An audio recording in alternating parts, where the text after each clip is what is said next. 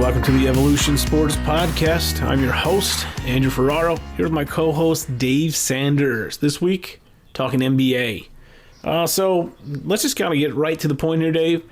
Do coaches matter in the NBA? I think it's a case-by-case circumstance, but if we start with one of the coaches was on the hot seat pretty recently and did keep his job, Brett Brown. We both acknowledge that we're Sixers fans. We follow them pretty regularly. Go Sixers. Overall, do you think Brett's done a good job in Philly? Overall, yes. I think you're looking at a guy who changed the culture because they were bad. Now, granted, there was a process, but I think he's changed the culture. He does a great job managing multiple stars. And I think based on all the comments, his players really love him. What do you think? I think that's the most important part. So like you said, the culture has changed. He preached positivity in those years where they won 19 games, 18 games, 10 games. And that was huge. And then, when Embiid and Simmons joined the team, he was there, to guide them along from there, really develop strong relationships with them. And those relationships, I think, are why he still has the job today. You heard, as you mentioned, what, Embiid said about him, what Jimmy said about him. In the NBA today, I think that's just the most important thing. The X's and O's are definitely a part of this as well. But you see so often that the stars are running off these coaches, and LeBron's gone through so many of them during his career that I think Brett had to stay, for those reasons, especially with Jimmy being a free agent. Definitely. And my always general argument to, especially, not that you could argue via Twitter, but for Sixers fans in general is, okay, you want to fire Brett Brown. I can understand it. You could argue maybe with this set he kind of underperformed, but other than a miracle shot at the end of Game 7 by Kawhi that makes 5 bounces that shouldn't have gone in, based looking at the first bounce, had no chance. But, it's Toronto, so magic happens. Who do you go get? Cool, let's fire Brett Brown. All right, great. What's next? That's always my question is, you want to move on from somebody, great, who are you going to go get? Yeah, that's the hard part. I mean, if you think about, okay, Brett's not great at the X's and O's potentially. He's not great at in-game adjustments. There's some things he's done that I've loved and some things he's done that I haven't loved. Like, I don't understand why Embiid and Simmons can't split minutes and play at different times of the game. But to get maybe a 5, 10, 15% better, coach that's better at those specific aspects isn't worth the risk to me of losing a guy who's, got the locker room in hand. Yeah, I mean, I think the locker room is kind of a super big part because you've seen coaches that are pretty decent at X's and O's. There's only so many, I think, super high quality coaches. There's not. If everybody had a Greg Popovich, everybody would be a lot better, but they don't. Even Spoelstra's pretty good. You look at a Brad Stevens who's super great at the X's and O's, but Boston went just as far as we did. Yep. So it's all about the balance.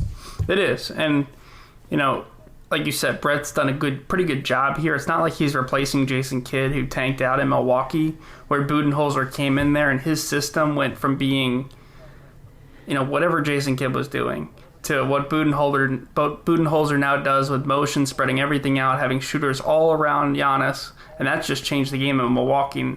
Giannis is playing the best basketball of his career.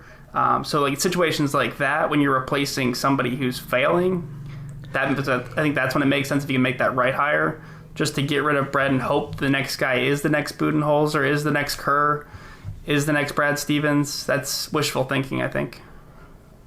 I agree 100%. That's how many teams that make the second round of playoffs fire their coach. And my next question, okay, so if he makes, so let's say we made the Eastern Conference Finals, and then we got our doors blown off by Milwaukee. Do you fire him then? Right. At what point is it just not like, okay, we made the playoffs, got past the Nets, took Toronto, to the edge, arguably probably should have won the game, could have won the game. You get a bounce here or there, everything changes. Okay, so then what happens? Okay, maybe we get to Milwaukee, and you kind of look at how the series is going. Sure, we might win that one, and then, okay, we go to Golden State and lose. I just never understand kind of the last thing I want to see is the Sixers. Now, this actually worked out for Philadelphia, but pull an Eagles move and fire an Andy Reid. Good coach who can do things that Not that Brett Brown's Hall of Famer, but like Andy Reid's an arguable Hall of Famer. So we got lucky, made the right call and got Doug Peterson, who won a Super Bowl. But a lot of times you fire a coach and it just ends up worse. Yeah, it's kind of like the backup QB theory that fans are always excited for the next guy and just assumes it'll be better when very rarely it is. I think oftentimes we don't, give coaches enough of a chance to learn on the job, to make improvements. And that's why you'll see sometimes in the second opportunities, coaches do a lot better. Because just like players, just like anybody in a professional career, you can, learn from your mistakes and, work towards improving them. And a lot of times we just think, this is what he did, this is what he is, and this is what he's going to be. And that's not always the case. Definitely. I'd like to see if we can keep this big four together. I know, Jimmy's going to get paid, and he deserves to be paid.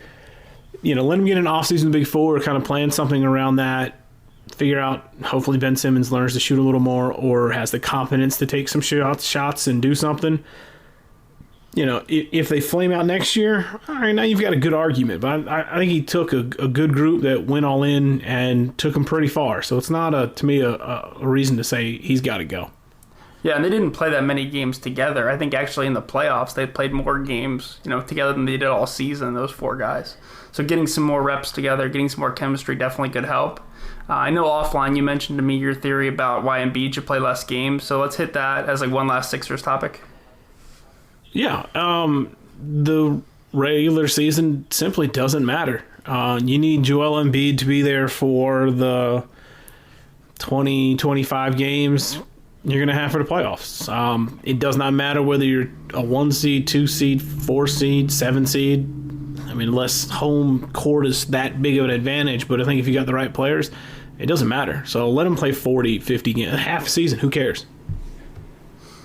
Yeah, having them at 100%, guys like that, guys like Kawhi, guys like Embiid, when the playoff rotations get shorter, benches get shorter, having those guys play a ton of minutes and just being fresh for that, it's proven to be way more important. And we've seen the Spurs do it back years.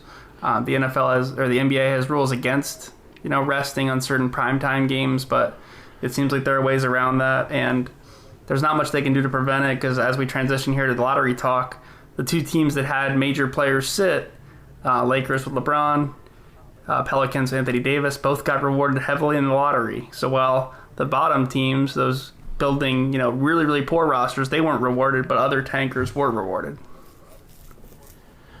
Yeah, I think with the lottery changing the odds, I know what the NBA was trying to do, trying to keep people more in it, and that way if something happens, you're good. But I think by really screwing over the teams that are really bad. Now, granted, you can argue whether or not some of this is gross mismanagement. Looking at you, New York Knicks.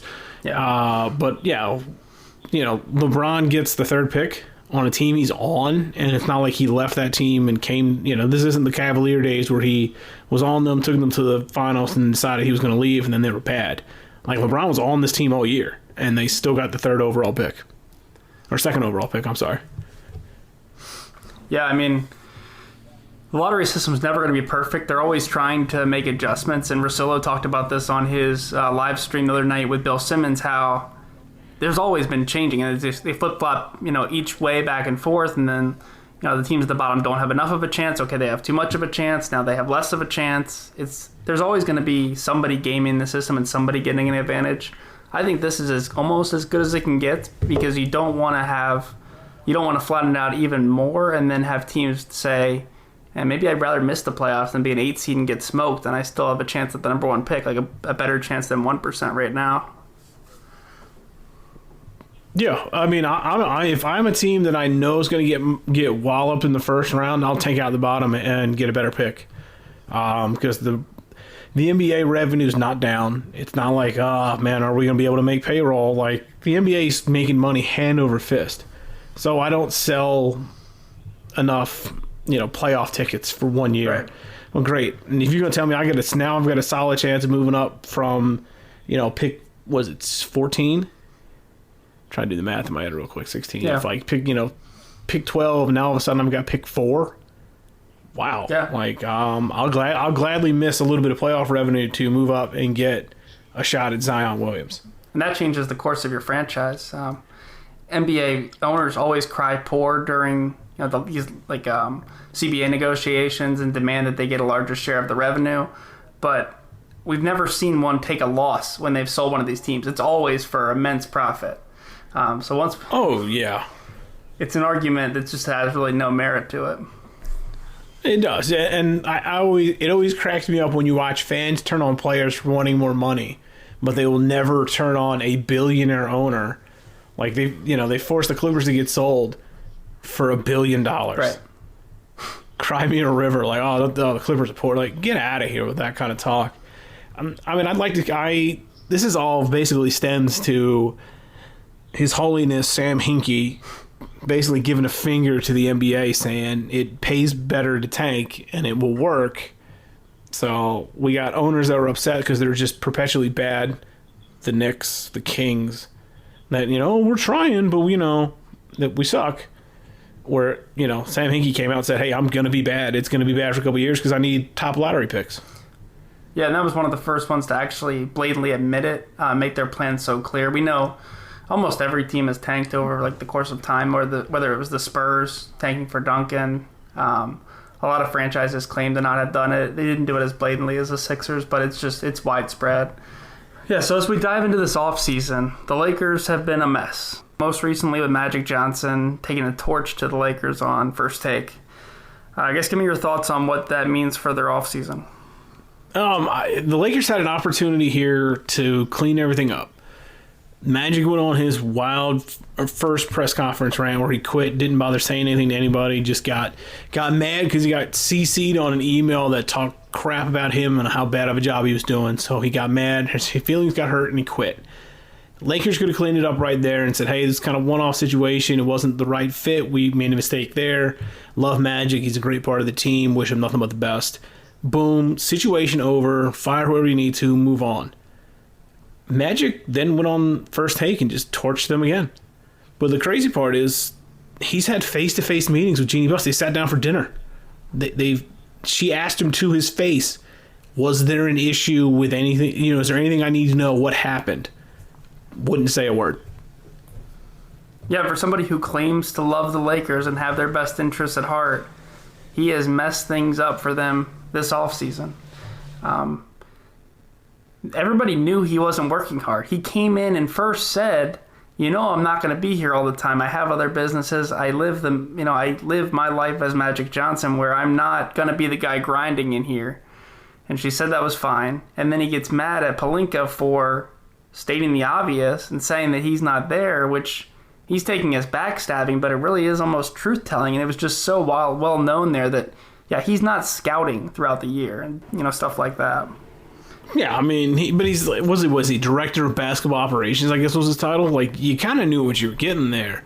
Yeah, president. At what point does this fall on, Magic probably screwed up, did some things he shouldn't have done. That's what happens when you just hire former players that have no experience doing anything into roles they shouldn't be in. But, when does this start falling on Jeannie Buss? She hired Magic. She's the one that went and put an agent as their GM. She listens to Kurt Rambis and his wife. When is this on Jeannie? How is Kurt Rambis in a power position there? That is insane. Where did he come from? He's friends with Jeannie Buss and apparently has her ear. So he talks a lot of the power plays. As I've kind of delved a little bit into the saga, is Rambis behind the scenes talking smack on insert person here, and then her being yeah, you know what, that's right. The Lakers are. They're giving the Knicks a run for dysfunction.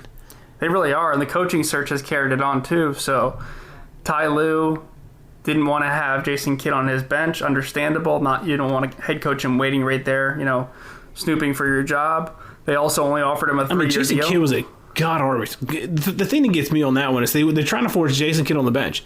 Jason Kidd wasn't a good coach. No, that's fair. It's not oh man, Jason Kidd was doing well. He had a couple injuries and they moved on. No, he was bad. Why do you want him on your bench? This isn't somebody we pulled from the college ranks that we think is going to be really good. There's nothing there Jason Kidd did in his tenure as a head coach that was damn, you know what, a break or two really goes his way, and we're talking a whole different story. As you were saying, not to kind of pull off on that tangent too far, I mean, they botched the coaching search. How many times are we going to say we went through 4 or 5 coaches and didn't like them, and then, actually, we're going to bring him back in for the next round and try it again? Yeah, it's a major problem. And then, Levitard always talks about this. They are a family business. They don't have businesses outside of the Lakers that, supply their income. They offered Ty Lue a 3-year deal. And if that's the guy you want and you won't go to 5 years and you've got this window with LeBron James, how can you not, offer those last 2 years and then just figure it out later? To me, that's incredibly short-sighted. And, they just haven't had a plan from day one. They just keep seeming to react to different news. The moves Magic Johnson made last year, bringing in, I guess Magic and LeBron in cohorts with this, but bringing in guys around him that couldn't shoot, they were just veterans and thinking that you're going to be tougher than the Warriors and the Rockets, that didn't make any sense. Like, it was proven back in Miami that LeBron needs shooters around him, the guys like Mike Miller. That can do a world of difference, but surrounding him with non-shooters, just that doesn't add up. I mean, you tell me Rajon Rondo's not a shooter, bro? Come on now. Some of that has to fall on, as the roster makeup, someone has to fall on LeBron. LeBron's got his boys, it seems like, that he wants to bring in. He's got his set of favorites, the guys he wants on the bench that he probably enjoys hanging out with all year. So some of that's on LeBron. Like I said, Magic botched last offseason. Yeah, he got LeBron, did nothing else. He rolled into this offseason with LeBron, then got a nice pick. Well, he wasn't around for the pick by that point, but still, the Lakers are just, as you said, why argue over 2 years with a coach when if you want to fire him anyway, you can afford to pay him? Right. It's not like the Bus family is poor and the Lakers are like, oh God, I'm gonna need to borrow some money to do some renovations to the Staples Center. Money's not an issue. I don't know. I never understand when we want to quibble over. At most, the 2 years would have been $5-10 million worth of money. Like, it's not like Ty Lue is going to get $20 million a year. Right. And this is after they botched the Anthony Davis situation.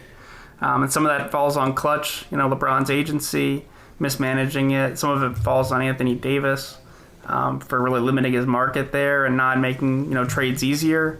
And then just being so short-sighted to not realize that the young players on the Lakers wouldn't love to have their names in trade talks. And then have, LeBron sit out the rest of the year. So to me, it's a mess. I don't know who's going there. Davis, sure, it's a possibility. But the trade just seems hard to work out at this point. They're not going to, even if Anthony Davis wants to go LA at this point, I think the Pelicans would trade him to LA over their dead bodies. Just out of principle at this point.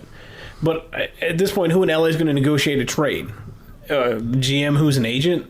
Okay, he has no idea what he's doing. You're gonna trust Jeannie Buss to do anything correct? Kurt Rambis is going to do it? Like, who's going to do the deals? Right. Yeah, you can go to LA to play with LeBron and be in LA, but at this point, if you're going to go to LA, just play for the Clippers and not have to deal with the BS that is the Lakers at this point.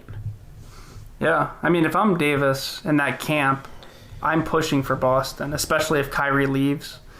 I'm pushing and, really focusing on going there, hoping that they do maybe like a Tatum swap, and then they still have enough pieces around you where you can hopefully build something there. But it's going to be a messy offseason between Davis, who still has 1 year left on that deal, Kawhi, Jimmy Butler, Tobias Harris, and a ton more. And the lottery just did more to you and make that more confusing with, Zion not ending up in New York. If I forgot Durant and, Kyrie too, but we'll see what happens now. I don't think Zion going to the Pelicans has much impact on Davis, but I guess we'll see how that plays out too. I guess it's just whether Anthony Davis thinks there's any real future there. I mean, he could play his 1 year and see how it works out. I don't really see him doing that. I think he's hell-bent on leaving, so I just don't see it working out.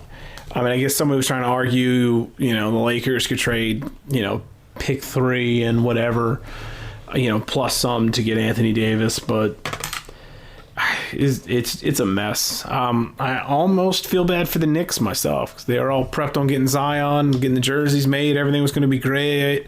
Here's this fantastic... The word generational talent gets overused, but, a really great player who's a freak of an athlete. Cool, he's going to lead New York back. No, just kidding. They got screwed on the lottery. That was tough for Knicks fans. I like the way the lottery's flattened, and it's made that TV show super dramatic now. I mean, in years where you have a player like Zion, it is insane. Having him go to New Orleans is interesting. Having John Morant go to Memphis, also not a great market, and not a great team to come in and make an instant impact. I don't know how great it is for the NBA, but Knicks fans, they just continue to suffer, and it's not like James Dolan and everybody have everything else figured out, so it's probably a little bit more misery there unless they sign some big key free agents this year. I mean, you figure they got pick, were they 3? Yeah, 3. So they're pick 3 and 2 max slots. I just don't know why you'd want to go there. Yeah, you can get your max money, but if you're a Jimmy Butler, do you really want to? Unless Kevin Durant's the other max slot, if it's not KD, or if you're going to say, oh, I'm going to go to New York because they got pick 3, Kyrie, and Tobias Harris. Right, I don't think that's enough. Yeah, it's not nearly enough. So so they got pick 3, maybe they trade it, and the problem is then you start running out of money. So they trade pick 3 and maybe say they get Anthony Davis out of it. Oh my God, what a miracle! Now if they get Anthony Davis and Kevin Durant, that's a solid offseason. But it's the Knicks. It's not going to happen. They're totally going to botch it. I'm hoping they sign some really bad max deals, a la Boston and Gordon Hayward, and we can all move on enjoying them being terrible. If we jump back to the NBA playoffs for a little bit. The West is settled. We've got the Warriors there after sweeping. We'll see if Durant can come back for the finals. In the East, where do you think that series nets out? I end up thinking it's the Bucks in 6. I think they're the better team. I like the style of play a little bit more. You've got to get some ridiculous nights out of Kawhi and his supporting cast for them to really move on. So I really think it's the Bucks in 6. What do you? But probably I think it goes 7, but I lean on towards the Bucks as well. That's the matchup that I really want to see against Golden State, and I'd love Durant to be healthy for it. I want this crew, if they do have one last run, to have it at full strength because it is one of the best basketball teams of our lifetime. And then Giannis has been up and coming. The Budenholzer are higher, like we mentioned earlier. I think it's fantastic. They have some really underrated pieces around him. Chris Middleton's a really solid player. Brook Lopez is even making an impact there. So I think the finals could be a lot of fun. And if Durant does leave Golden State, it's going to re-energize so many fan bases that for the last couple of years have thought we don't have a chance in hell. And now the window is slightly opened. That said, Steph, Clay, and Draymond are still a pretty good team. Yeah, we've kind of showed in that Portland series, Kevin Durant makes a huge difference, but this team is still really good. Yeah. We're running into the point now where we got to start paying guys like Clay and Draymond and stuff like that. Plus, Durant's got to get paid. So, money's going to start creeping up and be an issue. Iguodala is just magically turns 10 years younger in the playoffs. I mean, that's got to end at some point. I think finals-wise, like I said, it doesn't matter. It's Golden State in 5. That's what it's going to be. I'll give the East team a win probably at home at some point, but Golden State in 5. It's hard to see them losing. If Durant's healthy, it's pretty much impossible to see them losing. But I'll be glued to it. Yeah, even with Durant not healthy at this point, they're going to win regardless. Like those three guys, they're talking about. Like Durant getting healthy, and I just totally blanked on the big man's name. Cousins, Boogie getting healthy. Boogie could come back for the finals. Like you add Boogie even for a 10-minute stretch, 5-minute stretch at a time. It's terrifying. I mean, it's just too. It's an all-star team. Okay, yeah. That's the thing. Like, and that's kind of the crazy part is this team. If you realize that they could have rolled out Durant, Clay, Steph, Draymond, and Boogie Cousins, if they would have all been healthy, like that's a death lineup. You can't do anything against that. It's literally shooters everywhere. Right. We've never seen anything better. I mean, it's incredible. And as to your point, Cousins shoots threes, which is just, they're impossible to stop. Yes. So it'd be curious how see how it ends up. I think we'll end up doing an NBA kind of wrap up pod as probably a little closer to draft time, either right around there. That's going to wrap us up this week here on the Evolution Sports Podcast. You can find the podcast at Evil Sports on Twitter. You can find me at Drew Ferraro 88 on Twitter. Make sure you like, rate, subscribe. It does help us out. Lets us know what we're doing right, what we're doing wrong. Love the comments. We've been getting some good ones from you guys, so we do appreciate it.